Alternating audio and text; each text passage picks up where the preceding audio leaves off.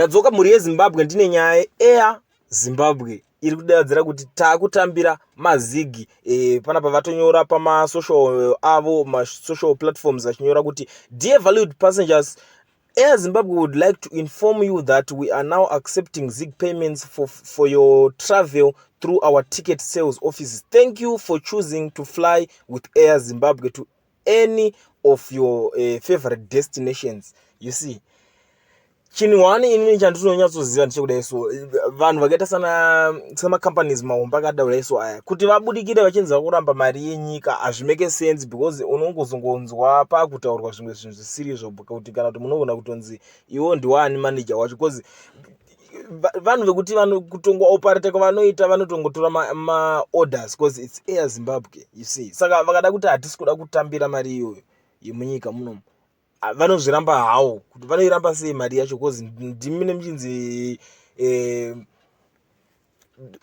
air flight yenyika yacho, right? Ndimi nemamirira nyika, you see. Ndimi nemamirira nyika, ndimi nanga pakutanga ndo yenyika. Saka hapana zvingori zvinhu zvakati like tingangoti ndezvegovernment, already.